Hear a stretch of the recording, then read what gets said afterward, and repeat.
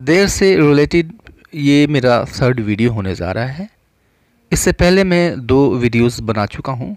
Description box में link मिल जाएगा, वहाँ पे आप इसे जाके देख सकते हैं। इस वीडियो में भी हम देर के कुछ एडवांस्ड यूजेस को देखेंगे, अच्छी तरह से समझेंगे। इसलिए मेरे साथ वीडियो में अंत तक बने रहें चीज़ों को अच्छी तरह से समझने के लिए। और वीडियो अगर पसंद आता है तो इसको एक लाइक तो ज़रूर कर दें, ये मेरी आपसे रिक्वेस्ट है। और चैनल अब तक सब्सक्राइब नहीं किया है तो इसको सब्सक्राइब करते चले। तो आइए वीडियो को हम शुरू करते हैं और फर्स्ट स्ट्रक्चर लेते हैं देयर से संबंधित।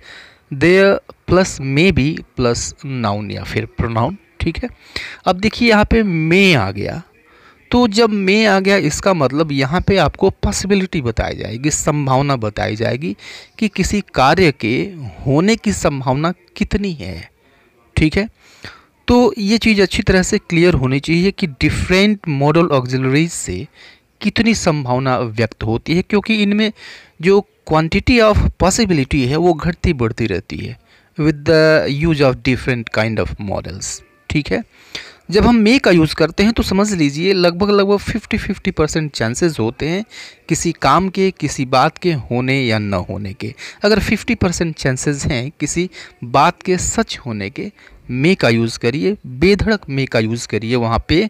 फॉर एग्जांपल देखिए, इस स्ट्रक्चर को हम 3 एग्जांपल्स लेंगे और उनमें यह अच्छी तरह से क्लियर हो जाएगा। इसका जो कॉन्सेप्ट है, कार्यक्रम में परिवर्तन हो सकता है।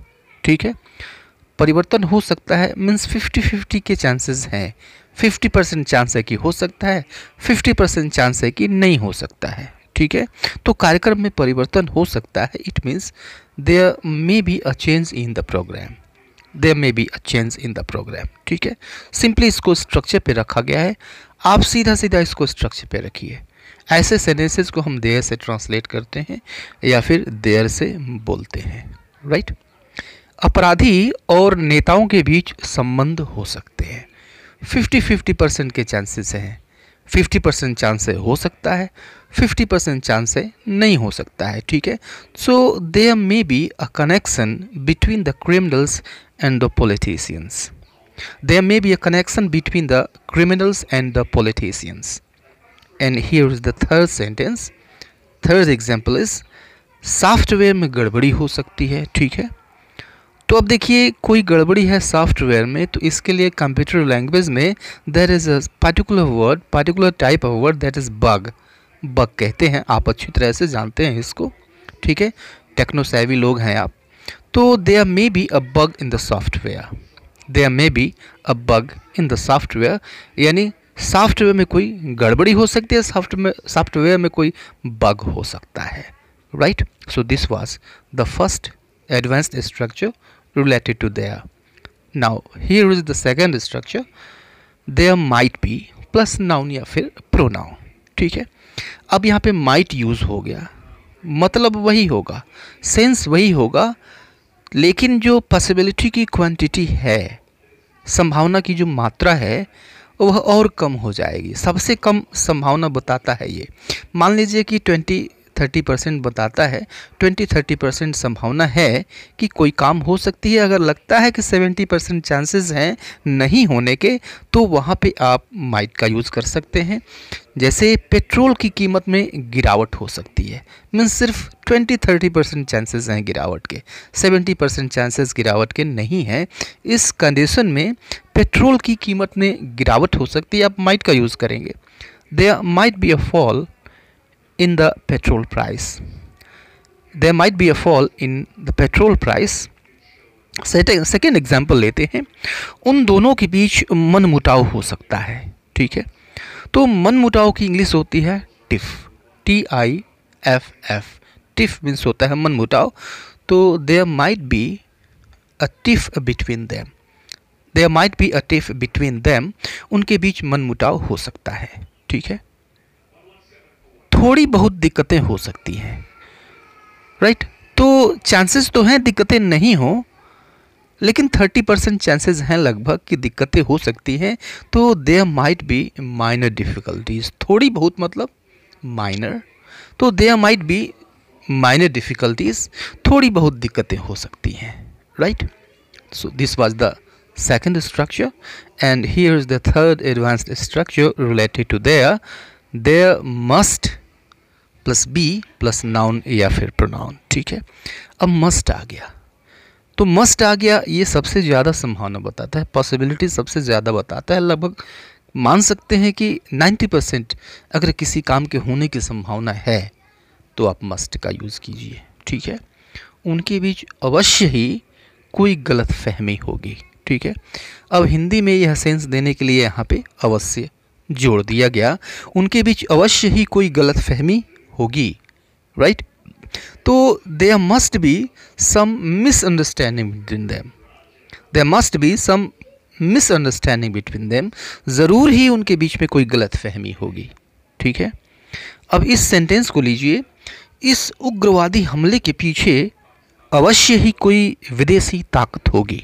अब इसको आप स्ट्रक्चर पे रखिए, काफ़ी इजी है स्ट्रक्चर पे रखना इसको। There must be some external forces behind this terrorist attack.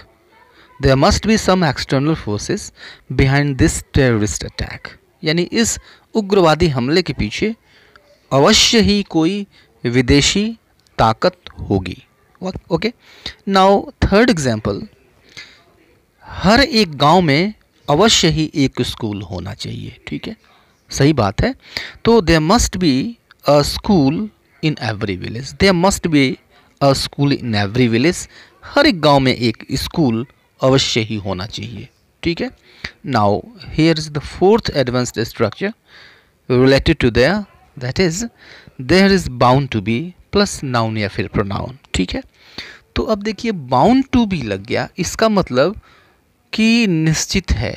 हम देखते हैं कि परिस्थितियों को देखते हुए कुछ चीज़ें हम पहले से प्रेडिक्ट कर देते हैं कि अरे ये तो होना ही है, या फिर यह तो अवश्य ही है होगा, ये तो होना तय ही है, ठीक है, यह तो होना निश्चित ही था।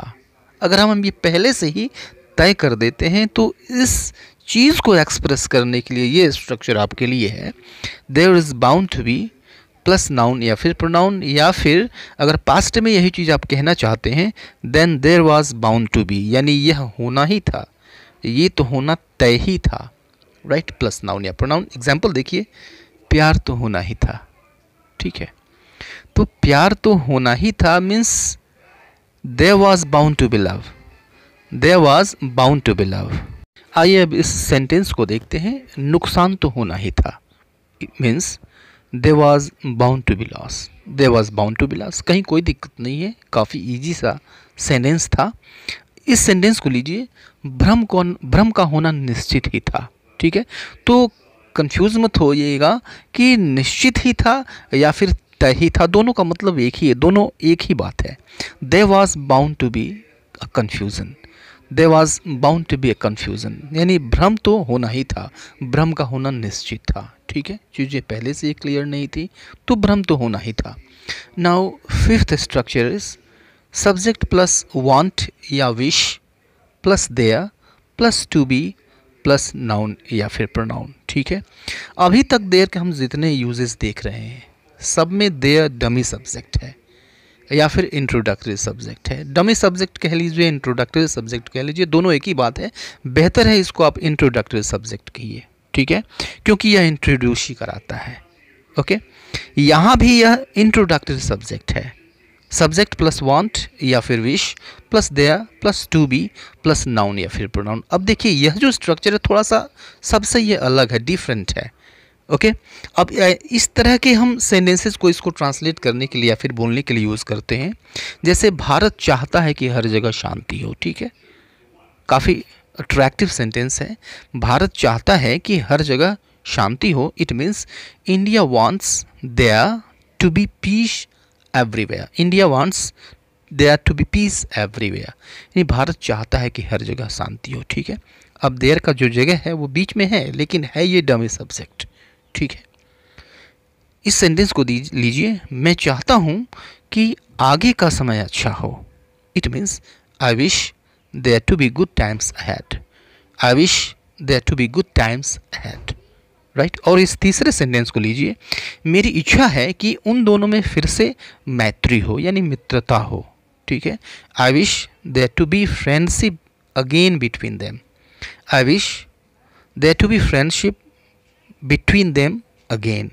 अगेन को अगेन बिटवीन देम कह लीजिए, नो प्रॉब्लम, ठीक है। And here is the last structure of this video, there is या फिर और उसके बाद से thought plus to be plus noun या फिर प्रोनाउन। यह जो आपका वर्ब फॉर्म आ गया, इज़ या फिर और उसके बाद से थॉट यानी वर्ब की थर्ड फॉर्म, इसको हम कहते हैं reporting passive. Okay, reporting verb in passive form, ठीक है। अब देखिए यहाँ पे थॉट के बजाय सेड हो सकता है, फेल्ट हो सकता है, रिपोर्टेड हो सकता है, अंडरस्टूड हो सकता है, ऐसे इस तरह के वर्ब्स होते हैं, राइट। और यहाँ भी यह एक डमी सब्जेक्ट है, दे आर डमी सब्जेक्ट है, राइट। जैसे बहुत सारे ऐसे सेंटेंस होते हैं जिसमें होता है ऐसा समझा जाता है, ऐसा सोचा जाता है, या फिर ऐसी खबर है, ओके, ऐसा महसूस किया जाता है। इस तरह के फ्रेजेस से सेंटेंसेस शुरू होते हैं, उनके लिए यह स्ट्रक्चर यूज़ किया जाता है। ऐसा समझा जाता है कि इस विषय पर पुस्तकों का अभाव है। there is thought to be a scarcity of books on this subject. There is thought to be a scarcity of books on this subject, यानी ऐसा समझा जाता है कि इस विषय पर पुस्तकों का अभाव है। एक दूसरा सेंटेंस लीजिए, ऐसी खबर है कि इस ऑफिस में कोई भेदिया है। भेदिया मतलब स्पाई होता है, ठीक है, गुप्तचर। ऐसी खबर है means there is reported to be a spy in this office. There is reported to be a spy in this office. इन दोनों को हम it के यूज से भी कह सकते हैं, राइट। अर्थ में कोई अंतर नहीं आएगा, कोई ग्रामेटिकल मिस्टेक नहीं होगा। ऐसे भी कह सकते हैं it is thought to be a scarcity of books on this subject, या फिर इस सेंटेंस को ऐसे कह सकते हैं it is reported to be a spy in this office. It is reported to be a spy in this office, ठीक है। तो इसमें इस वीडियो में काफ़ी पर्टिकुलर स्ट्रक्चर्स थे रिलेटेड टू देयर, राइट। उम्मीद है आपको अच्छी तरह से समझ में आया होगा। लेकिन फिर मैं कहना चाहूँगा कि अगर देयर से संबंधित बेसिक्स आपके क्लियर नहीं है कि किस कंडीशन में देयर का यूज़ हम एक डमी सब्जेक्ट के रूप में करते हैं, तो इस वीडियो को, इन चीज़ों को समझने में आपको दिक्कत हो सकती है। मिलते हैं नेक्स्ट वीडियो में, तब तक के लिए गुड बाय एंड टेक